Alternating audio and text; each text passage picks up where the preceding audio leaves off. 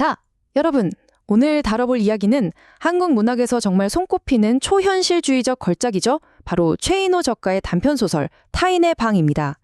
세상에서 제일 익숙하고 편안해야 할 내 집이 어느 날 갑자기 세상에서 제일 낯설고 두려운 공간으로 변해버린다면 어떨까요? 오늘 우리는 이 기이하고 소름 돋는 사건들을 하나하나 파헤쳐보면서 현대인들이 겪는 철저한 고립과 소외에 대한 아주 깊이 있는 통찰을 해독해 볼 겁니다. 다들 준비되셨죠? 바로 들어가 보겠습니다. 어두컴컴한 방 안, 벽에 붙어있던 전기 소켓이 아주 은밀한 목소리로 남자에게 이렇게 속삭입니다. 잘 들어요. 오늘 밤 중대한 쿠데타가 있을 거예요. 와, 진짜 등골이 서늘해지지 않나요? 생명도 없는 사물이 갑자기 사람한테 말을 걸고 반란을 예고하다니요. 바로 이 기묘한 순간이 앞으로 벌어질 끔찍한 일들의 핵심을 콕 짚어줍니다. 한번 상상해 보세요. 세상에서 제일 안전한 안식처인 여러분의 집이 여러분의 존재 자체를 폭력적으로 밀어내고 거부한다면 과연 어떤 일이 벌어질까요? 이번 해설에서는 이 질문에 대한 답을 찾기 위해 마치 한 편의 숨막히는 심리 스릴러를 보듯 따라가 볼 텐데요. 극도로 지친 한 남자가 출장에서 돌아와 자신의 현실을 서서히 집어삼키는 아파트와 마주하게 되는 그 여정을 함께 추적해 보시죠. 첫 번째 파트입니다. 자신의 집에서 이방인이 되다. 이야기의 시작은 이렇습니다. 주인공 남자가 출장길에서 너무 지쳐서 당장이라도 쓰러질 것 같은 상태로 아파트에 도착해요. 어떻게든 빨리 쉬고 싶은데 문은 굳게 닫혀 있고 이웃들은 그를 엄청 의심스러운 눈초리로 쳐다봅니다. 남자는 내가 이 집 주인이다, 3년이나 살았다 하고 항변하지만 이웃들의 반응은 한결같이 싸늘합니다. 우리도 3년 살았는데 당신 같은 사람은 본 적도 없어 라며 아예 도둑이나 잡상인 취급을 해버리죠. 이 찰나의 순간이 남자의 사회적 고립을 완벽하게 보여줍니다. 익명성이 지배하는 아파트라는 공간에서 그의 존재 기반이 이웃들의 차가운 무시 한 번에 산산조각 나버리는 거죠. 이어서 두 번째 파트, 고립과 부서진 시간입니다.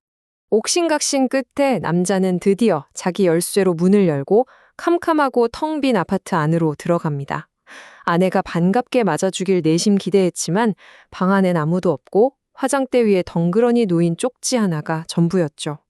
친정 아버지가 위독해서 다녀오겠다는 겉보기엔 정말 평범하고 일상적인 내용입니다. 하지만 남자는 곧 깨닫죠. 아내는 이미 며칠 전부터 집을 비웠고 이건 철저한 거짓말이라는 걸요.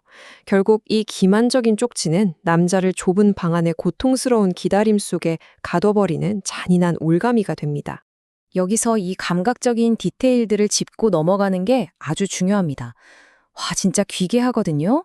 들어보세요.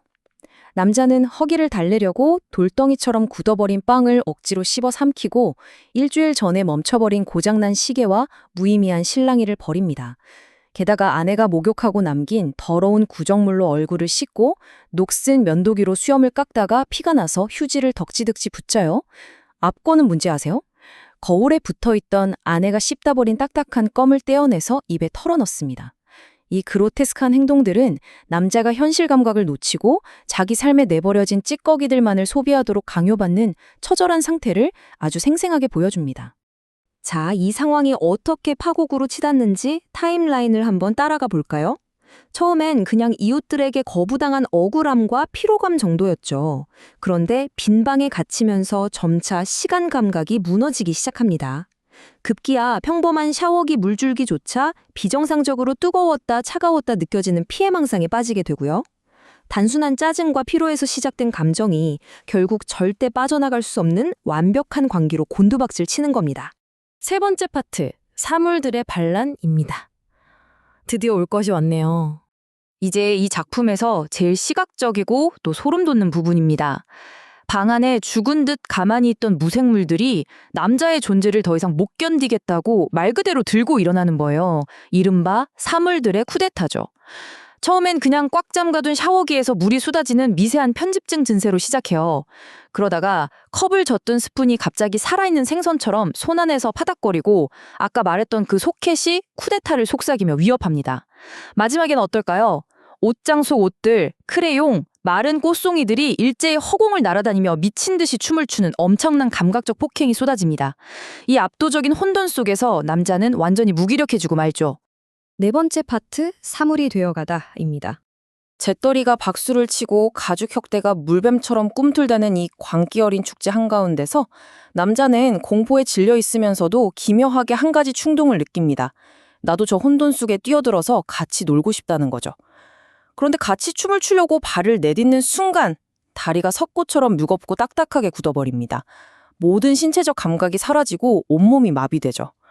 남자는 결국 발버둥 치는 걸 포기하고 거실 한가운데 똑바로 선 채로 굳어버립니다. 네, 자기 거실에서 또 다른 하나의 물건, 즉 한낱 가구로 전락해버린 겁니다. 자, 여기서 우리가 꼭 짚고 넘어가야 할 아주 중요한 핵심 개념이 등장합니다. 바로 물상화라는 건데요. 남자가 물리적으로 진짜 가구가 되어버린 이 끔찍한 상징을 완벽하게 풀어주는 문학적 열쇠입니다. 복잡한 현대사회, 특히 똑같이 찍어낸 듯한 아파트라는 규격화된 공간 안에서 개인이 어떻게 고유한 인간성을 잃어버리고 방 안의 서물처럼 소모품이나 언제든 교체 가능한 존재로 떨어져 버리는지를 정말 뼈 때리게 보여주는 거죠. 마지막 5번째 파트, 끝나지 않는 굴레입니다. 여러분, 진짜 공포는 남자가 가구로 굳어버린 걸로 끝나지 않습니다. 며칠 뒤 집을 나갔던 아내가 돌아오면서 이야기는 가장 파괴적인 결말을 향해 가는데요. 방에 들어온 아내는 사물로 변해버린 자기 남편을 전혀 못 알아봅니다. 세상에, 그냥 누군가 두고 간 새로운 장식품쯤으로 생각해요. 처음 며칠은 신기하다며 먼지도 털어주고 입도 맞추고 애지중지하더니 금방 별 쓸모가 없다는 걸 깨닫고는 완벽하게 실증을 내버립니다. 그리고 아주 차갑게 다락방 먼지 구덩이 속에 잡동사니들과 함께 휙 처박아 버리죠. 세상에서 가장 가까워야 할 부부라는 관계마저 결국엔 무가치한 사물 취급으로 전락해버릴 수 있다는 걸 아주 잔인하게 보여주는 대목입니다. 그리고 다락방의 물건을 치워버린 아내는 또다시 집을 닦을 채비를 하면서 메모지에 글을 남깁니다. 이 문구 기억하시죠? 맞습니다. 남자가 처음 텅 빈 방에 들어왔을 때 화장대 위에서 봤던 바로 그 똑같은 거짓말 메모입니다. 친정아버지가 위독하다. 밥은 부엌에 있다. 이로써 절대 빠져나갈 수 없는 소름 끼치는 속임수의 루프, 무한한 고립의 굴레가 완벽하게 완성되며 이야기는 끝이 납니다. 이 놀랍고도 씁쓸한 작품을 함께 살펴봤는데요. 마지막으로 여러분의 일상을 돌아보게 할 아주 도발적인 질문을 하나 던지고 싶습니다. 수많은 가구와 전자기기로 가득 찬 이 아파트라는 고립된 상자 안에서 우리는 과연 그 소유물들을 지배하는 진짜 주인일까요? 아니면 우리 역시 언제든 다락방 잡동사니 신세로 처박힐 수 있는 방 안의 또 다른 무기력한 사물에 불과한 걸까요? 오늘 준비한 해설은 여기까지입니다. 이 묵직한 질문과 함께 여러분만의 답을 한번 생각해 보시길 바라면서 저는 다음 시간에도 우리의 지적 호기심을 마구 자극하는 흥미로운 이야기로 다시 돌아오겠습니다. 감사합니다.